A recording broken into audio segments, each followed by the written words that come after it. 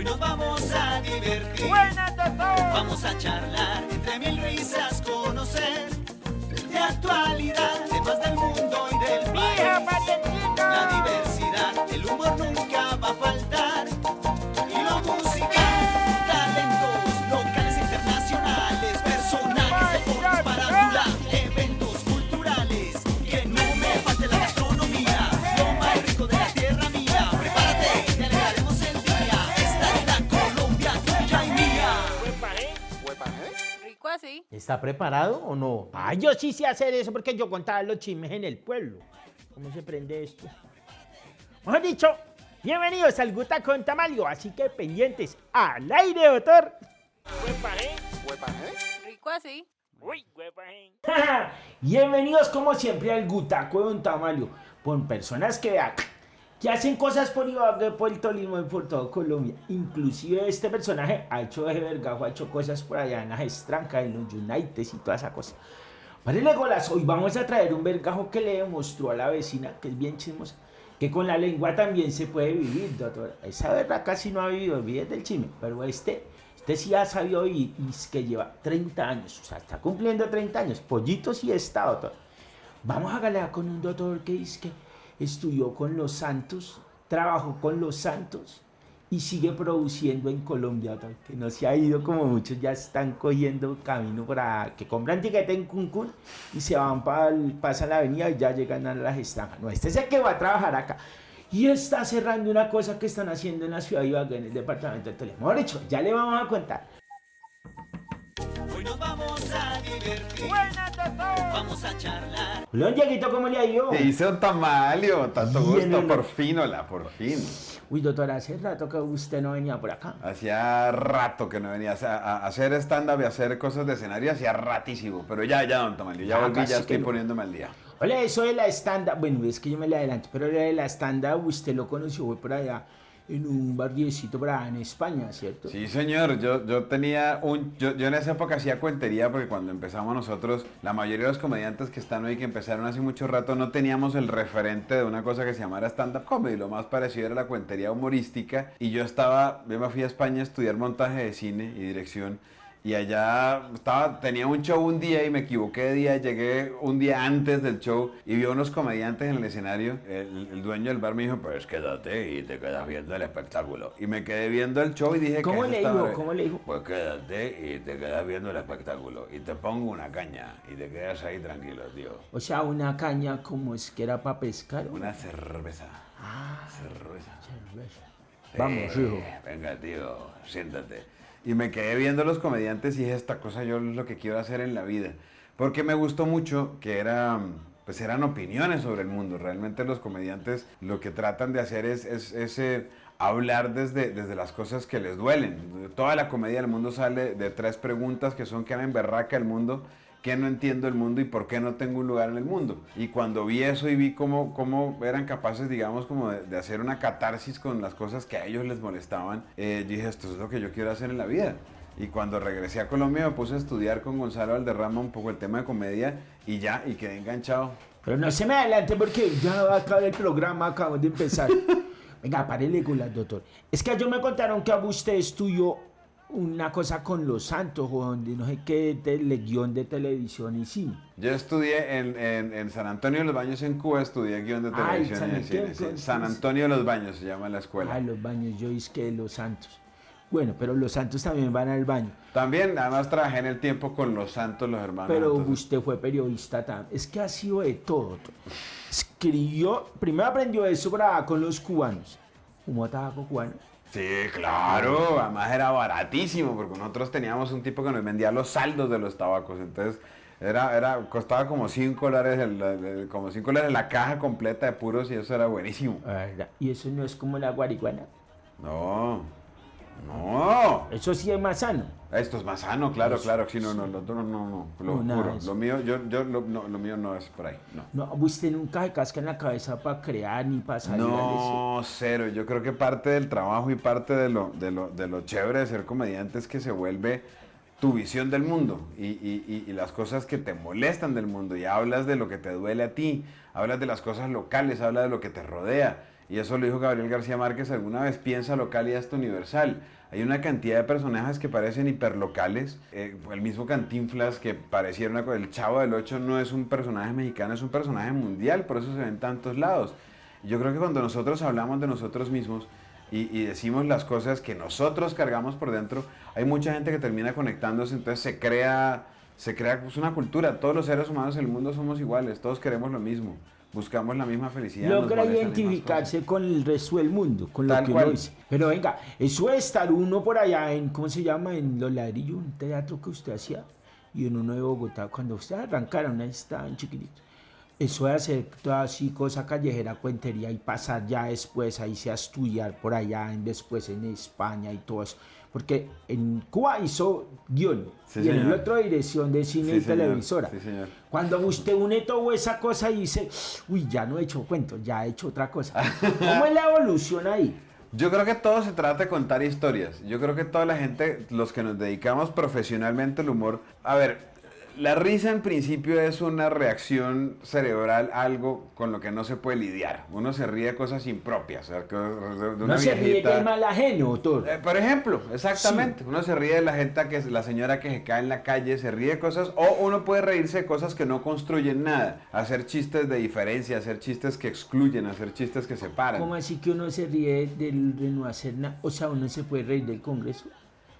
Pero es necesario. El Congreso hay una cosa que funciona mucho con el humor y que tiene que ver con la burla, y creo que parte de la labor de los comediantes y de la gente que se dedica al humor en particular, pues es señalar lo que no funciona en una sociedad. Pero de una manera diferente. Exactamente, somos como los bufones señalaban lo que el rey hacía mal y de alguna forma se oye, entonces la risa lo que hace es que rompe y hace más fácil que la gente reciba los mensajes. Entonces cuando te ríes de las cosas que merecen que te rías de ellas, estás construyendo, porque estás opinando sobre algo que no está funcionando bien dentro de una sociedad. Total, pero si a uno le echan cuentos políticos que no han estudiado, y ustedes, por ejemplo, que estudió por allá, que fue periodista en el tiempo, ¿cómo hace uno para poderle creer y entender que si es burla o otra que le están hablando la verdad? Yo creo que el humor funciona, siempre ha funcionado porque tiene verdad.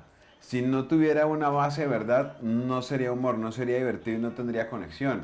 Cuando señalas algo que no funciona, cuando hablas de algo, cuando hablas de cualquier cosa y se ríen de eso, pues es porque es verdad. No te podría decir yo, no sería divertido si te digo una mentira, si te digo una cosa que no tiene nada que ver con la realidad. Y eso, la labor de los humoristas profesionales es señalar eso, es educar y es construir. Es guiar la risa y utilizar la risa como una herramienta de defensa de la sociedad. La risa es el termómetro de una sociedad. Oye, doctor, ¿y eso desplazó mucho el chiste, el cuentachiste? Yo creo que son dos formas distintas de hacer humor. Pero porque ya el no hay chiste- se echan cuentachistes como antes. Hay cada vez menos Cierto que porque sí. de alguna forma creo que las nuevas formas de humor, la imitación, la trova, la comedia empiezan a ganar más fuerza y entonces el chiste empieza a relegarse. Hay una cosa que siempre me ha parecido a mí y es que los chistes siempre han trabajado sobre la construcción de un presupuesto. Digamos, si yo te digo, mañana que venían un paisa, un rolo y un pastuso, tú ya sabes cuál va a ser el papel de cada uno de los personajes del chiste. Siempre cascan al pastuso. Siempre cascan al pastuso. Siempre hay una predisposición, siempre hay un presupuesto sobre qué es lo que va a pasar Ya y quiénes uno son sabe los cómo personajes. termina el chiste. Exactamente. Cuando haces otras formas de humor, tienes una herramienta para poder decir y dar mensajes diferentes. Yo creo que la risa por la risa misma y sola, a la gente no le interesa tanto como antes.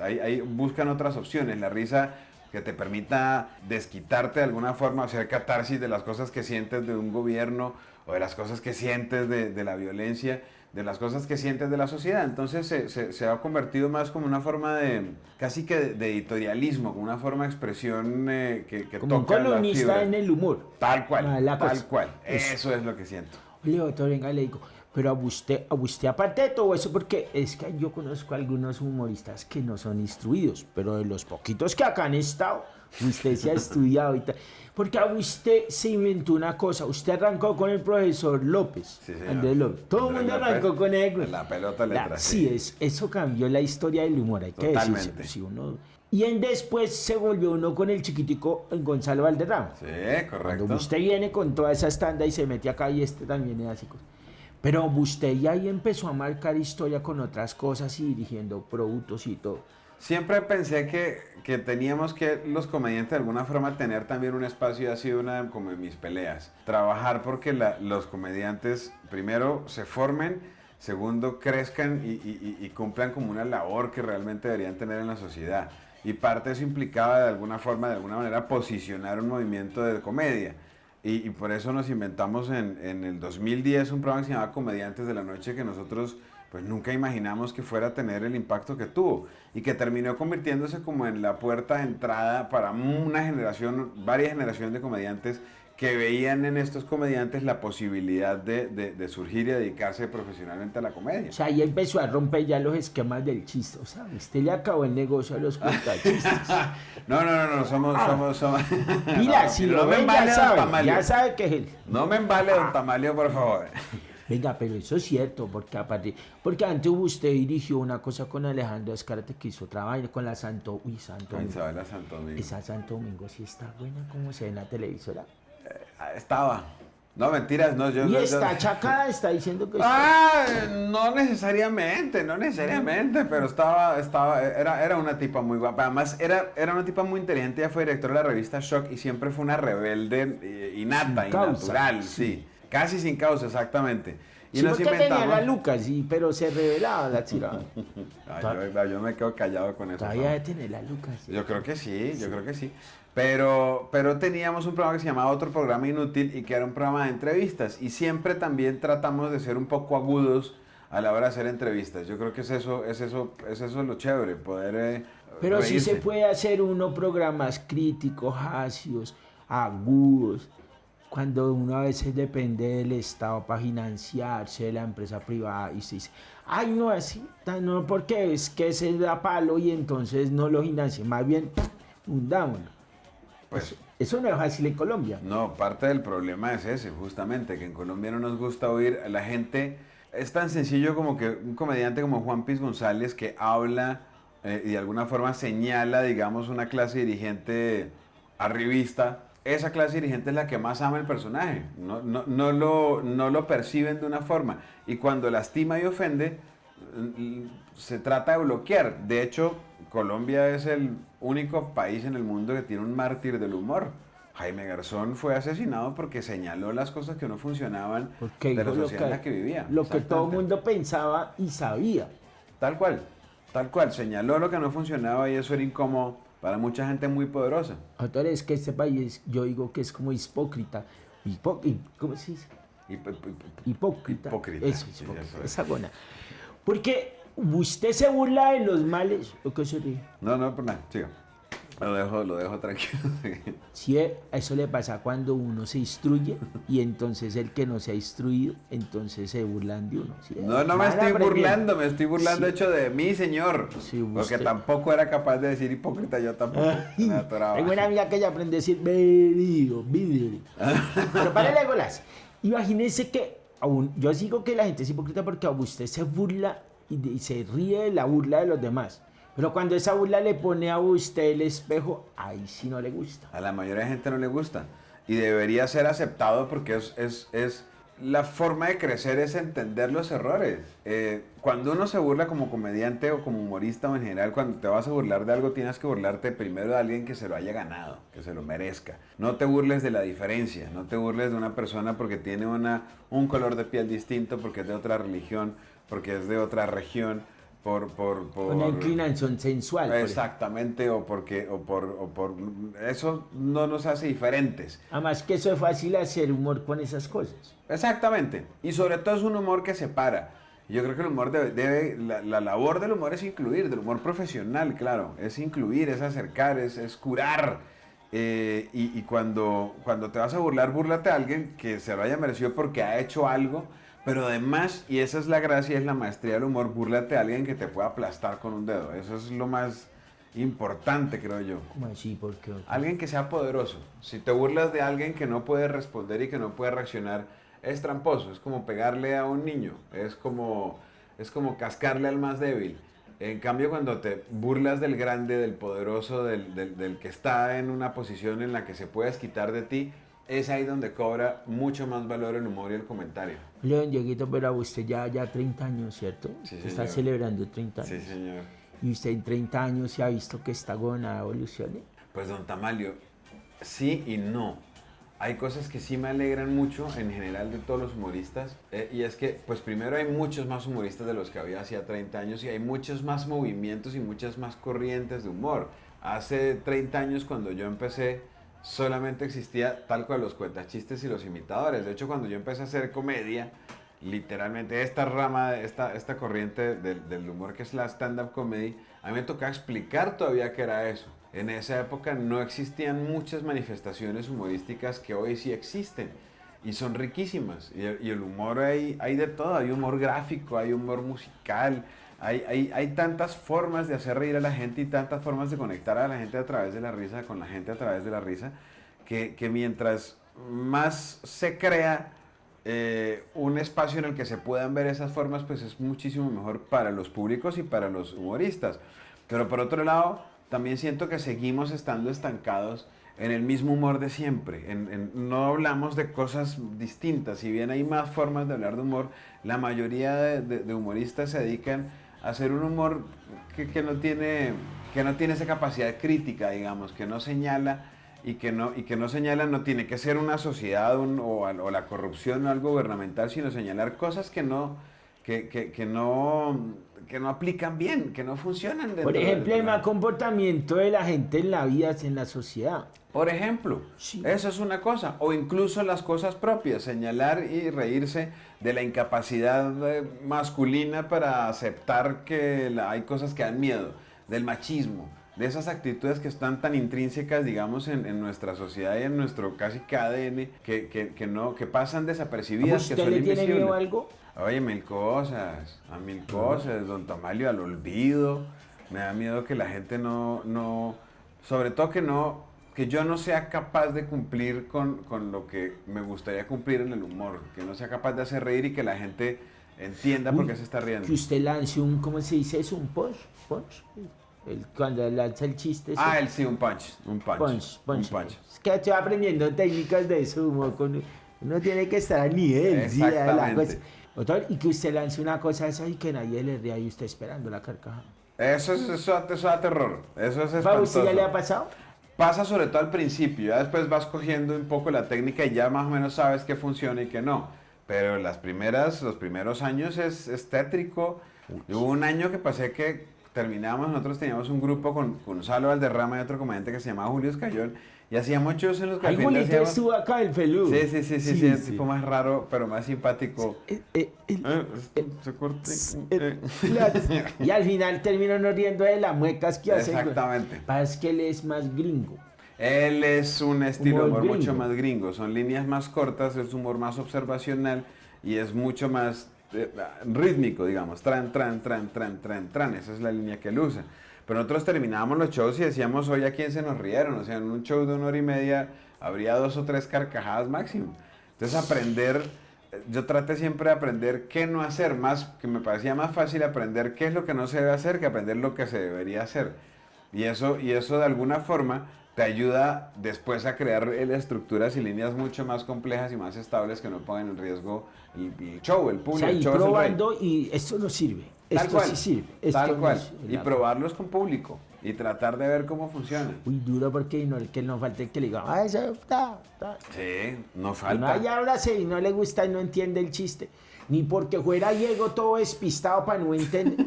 Le visteis que Yo despistado. soy muy despistado, ¿Verdad? muy despistado.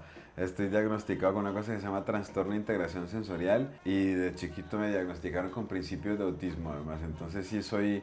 Por eso para mí la comedia terminó convirtiéndose en mi voz, en la forma de poder comunicarme y de expresarme y de conectarme con el mundo. Y cuando usted así que usted diga, uy, una despiste así que uno diga, puta, ¿Qué Black se acuerda? Hace nada, mi hija encontró el control remoto del televisor de mi casa en la nevera, por ejemplo. Ese tipo de cosas me pasan. O sea, usted quería congelar la televisora. Congelar los presupuestos de televisión. Eso no es lo que quería, pero sí, ¿no? Ahí llego, pues encontré la comedia por accidente porque llegué un día que no era a hacer mi Cuando show. le dijeron, tómese la cerveza. Fue cuando le dijeron, preséntate, tío, te pongo una caña y ves el espectáculo. Ese fue ese día. Pero Pero, sí. o sea, tiene sus cosas buenas, ser comediante. Ser despistado. Sí. Y no, mezclado con la comedia. Funciona. Uno dice, no, es que estaba probando. Y buena para disimular la Va buena cosa, para disimular, sí. voy a anotarla, voy a tomar. Ay, que el control, no, era para ver, sí. Para si están atentos. Sí, Sí. A ver qué sale ahí, si de pronto sale un chiste. ¿No? Sí, tal Sí, cual. vea. Voy a anotar, voy a Punto tenerlo. ahí para la voy cosa. a tenerlo. Venga, ¿y a usted no le pasó ningún despiste cuando fue a contar chistes en el Hollywood del humor por ahí en dónde es que fue? En el New York Comedy Fest. Eso ¿Cómo es fue que se dice? New York Comedy Fest, el Festival de Comedia de Nueva York. Do you speak English? I do, sir. I do. Sí, señora, afortunadamente. ¿Verdad? ¿Y a Totalmente. dónde hizo?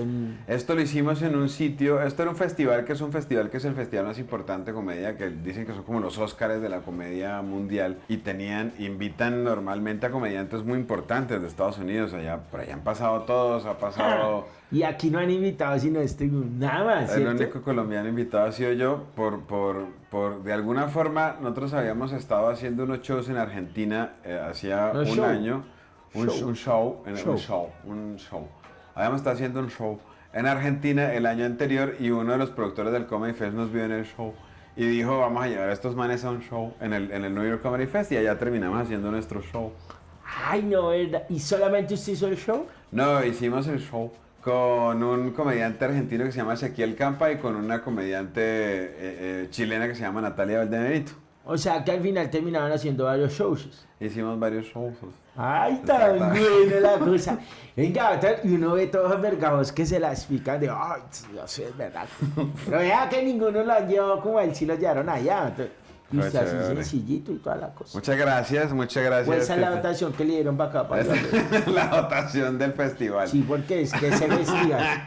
Estamos pasando el tercer festival de, ¿cómo es que se llama? Ibagué es otro cuento. Uy, haga otro cuento. Es que aquí en la ciudad capital del Tolima tenemos oralidad, tenemos música, tenemos actores, tenemos de todo, hasta gente varada y todo. Es cierto. Ibagué tiene una cantidad de talento en todas las formas de expresión de lo que se habla poco. De hecho, un poco creo que el Tolima en particular, pues al igual que muchas regiones, ha estado un poco apartado del centro de la atención, incluso de la televisión, por ejemplo. Miras que ya, y lo estábamos hablando al principio, y Meterio y Felipe, desde Meterio y Felipe no hay ninguna representación de los tolimenses en televisión. Y los guambitos ya ni saben quién es el Ni Meterio saben Felipe. quiénes eran Meterio y Felipe, ni saben. Y fueron personajes dentro del humor muy importantes. Pero lo mismo termina pasando también con otras regiones, un poco Santanderes, el Valle del Cauca, los llaneros también perdieron participación dentro de eso, porque el público de televisión abierta está sobre todo en la costa, entonces la mayoría de producciones se dedican a hacer contenidos para la costa. Es que ya yo me cuenta, usted me cuenta que usted sí conocía ya toda la élite, todo eso. Que es que eso es una rosca, es solo antioqueños y costeños. Y de ahí para allá, si a usted no se mete en esa rosca, baila otro. ¿Eso es cierto? Yo creo que sí. Yo la verdad, a mí no me consta directamente, digamos. Uy, le no lo costó veo. decir que sí, ¿cierto que sí? No, eso toca porque es que uno Ah, no pierde sé, el trabajo. usted dijo que había que decir la verdad si fuera Yo mamando creo que gallo. sí. Yo creo que sí, porque un poco hay una, es como el régimen del rating. Solo las cosas que den rating son las que se hacen.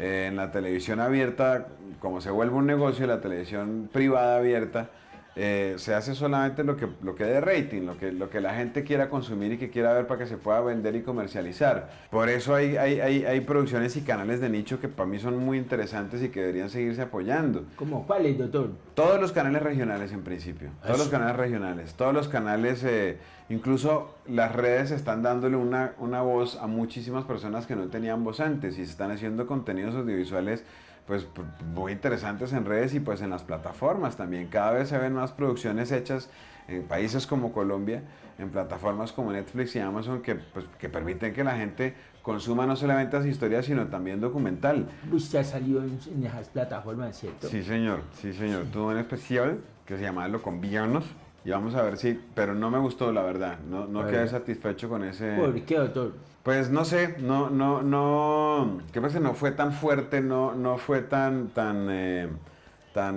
digamos que no tuvimos mucha suerte nosotros tampoco al momento de grabarlo. Estábamos en pandemia, el público era escaso, teníamos que tener un distanciamiento social, no era muy fácil hacer esas producciones en esa época y nos tocó... Pero es que a ustedes también hubieran llevado, por ejemplo, ¿cómo se llama? A los de la policía o a los del ejército para llenar el estudio.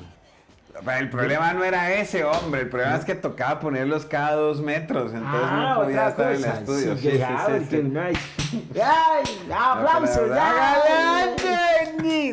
Sí. Pero fue difícil y el público está muy lejos, muy distante, y entonces conectarse con ellos fue muy complicado y eso se notó, digamos, en el especial. Ya vendrán otros, pero sí creo que pues cada vez hay más herramientas para expresarse, para decir las cosas que tenemos que decir y el humor también cada vez tiene muchos más caminos. Doctor, ¿y cómo así que usted libreteaba y dirigía, por ejemplo, una cosa que es un amigo que en Caracol que es periodista también, el doctor Jesús? Sí, ¿Cómo señor. se hizo todas las cosas? Yo estaba dirigiendo en el canal RCN en La Franja del Humor con Comediantes de la Noche y con otro programa que tenemos que se llama Fuera de Chiste. Y había visto a Suso alguna vez en Telemedellín. De hecho, creo que tuvimos una entrevista, tuvimos una reunión, la verdad, no me acuerdo muy bien. Y Fernando Gaitán, el creador de Betty la Fera, el vicepresidente de contenido del canal RCN. Y estábamos buscando un producto regional que le pegara a las Antioquias, digamos, un poco con humor. O lo estaba Sí. buscando el canal. Buscando la rosca antioqueña. Claro. Sí, la verdad sí. Pero sí había visto yo a Suso y me parecía que era un personaje pues muy interesante y que él, independientemente de dónde viniera él, me parecía que tenía que tener pues un lugar en la televisión nacional. Dani Alejandro Hoyos, que es quien hace a Suso, además es un tipo que siempre ha tenido una idea y una intención muy interesante con el humor. Y volviendo a eso que hablamos al también principio. el letriado, estudiado. Él es literato, estudió literatura, tiene además tiene unas librerías, una en Belén y otra en El Poblado, en Medellín, y es un tipo que lee mucho. Y me parecía que era importante para Colombia tener a Suso, tener un personaje como Suso que estuviera en televisión nacional y que pudiera... O sea, usted es el responsable de que ese vergado se hubiera... No realmente, pero sí apoyé. Realmente el responsable fue Fernando Gaitán. Fernando Gaitán fue quien dijo, traigámoslo y usted ayúdeme a vender esto dentro del canal. Y cuando empezó Suso en RCN fue un boom, fue un éxito. Y cuando se fue Suso de RCN, pues inmediatamente se lo llevó Caracol. Entonces, si Suso todavía sigue existiendo y sigue haciendo el programa, entonces es... Venga, doctor Dieguito, pero ya casi que nos vamos, pero es que no hemos ganado la televisora pública. Y eso, ¿qué tanto le sirve, por ejemplo, el sector público-privado? Esa alianza, o el público y el gobierno que tanto impulsan el humor, sobre todo los artistas en general, doctor, porque Poco. es que ahí hay una vaina como que, mire, vea, ¿cómo era esto de jodido que le prestaron una camiseta y le tocó con marcador rayarle las cejas a la señora esa? La señora Fría, va a tenerlo mal. Muy bravo, doctor. Yo creo que primero la televisión pública funciona siempre y cuando no haya una participación directa de la política en la televisión pública. Hay canales y en gobiernos anteriores el Canal Capital en algún momento fue un bastión de la alcaldía de Bogotá y se hablaba de contenidos de la alcaldía. RTBC, por ejemplo, la señal institucional, tiene una mayor independencia, pero siempre hay dentro de la presidencia, de alguna forma como que se manejan contenidos que Una no sean línea antigubernamentales, algo así.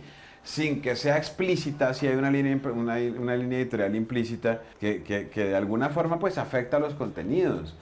Y con la televisión privada pues no es la ratingcracia, pues es el Si poder del vende, rating y del sirve, si no, billete. pa' afuera. Claro, de acuerdo. Entonces yo creería que las formas son, de hecho, y este gobierno en particular además digamos como que con las reformas que haya leyes como la ley del cine, va a terminar haciéndole bastante daño a la producción audiovisual, a la producción y a la forma de contar historias audiovisualmente. Y yo lo que sí creo, y había una política y había un programa muy bonito para impulsar los canales microlocales, que eran canales barriales, canales de televisión De hechos las por parabólicas, comunidades, que yo- exactamente, y que serían un camino. Si tú miras en Estados Unidos, cada ciudad y cada pueblo tiene su propio canal y tiene su broadcast definido y tiene su broadcast definido, o sea, sus noticieros, tienen su forma de contar sus propias cosas y que la gente se mantenga informada.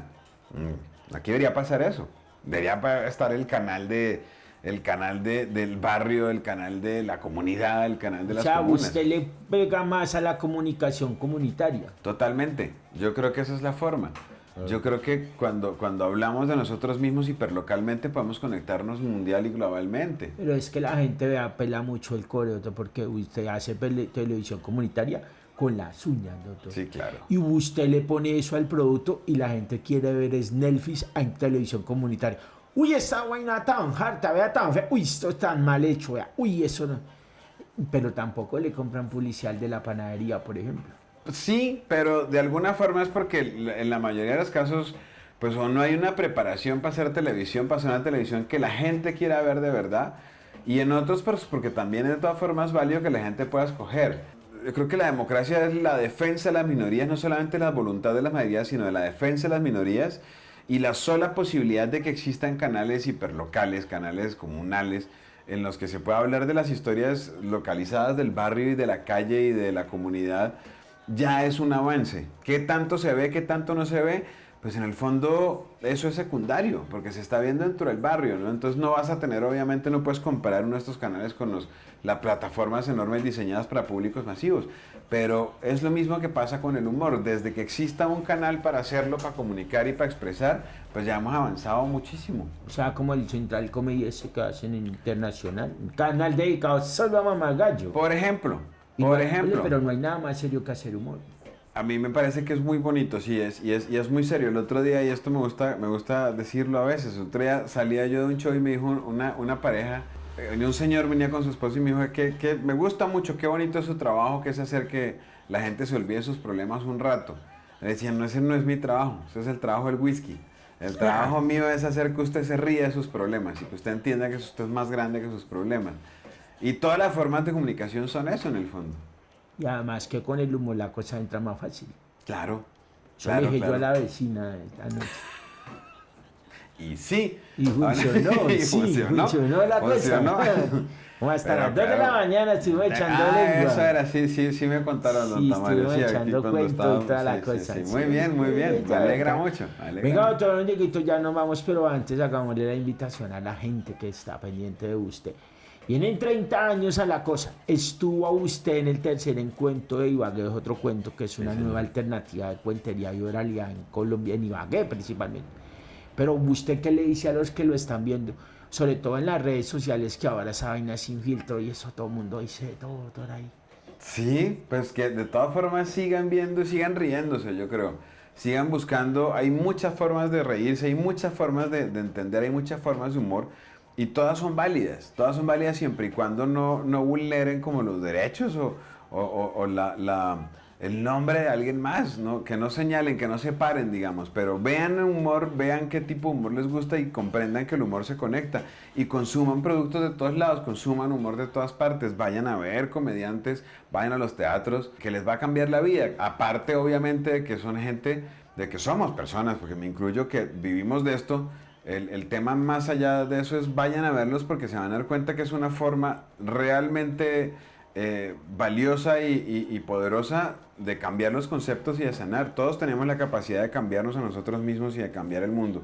Y la risa es una de las mejores formas de hacerlo. Y también demostrar la realidad a los que vienen. Pilas ahí. Vea, por ejemplo, el antiguo filósofo Jaime Garzón, tantas cosas que dijo hace más de 20 años y todavía Todavía siguen el perdurando. profeta le dicen. Eso Sí, todavía sí, sí. se recuerda todas las cosas. Todavía siguen funcionando porque las cosas que fallan en la sociedad no tienen tiempos y siempre van a Y fallar. además como cíclica la cosa, ¿no? Sí, sí, tal Como cual, usted dice. tal cual. Venga, hacer humor echando la grosería no funciona sin echar la grosería o tiene que echar el maderazo. A mí no me gusta, me parece que como es decir una grosería es inapropiado ya causa risa.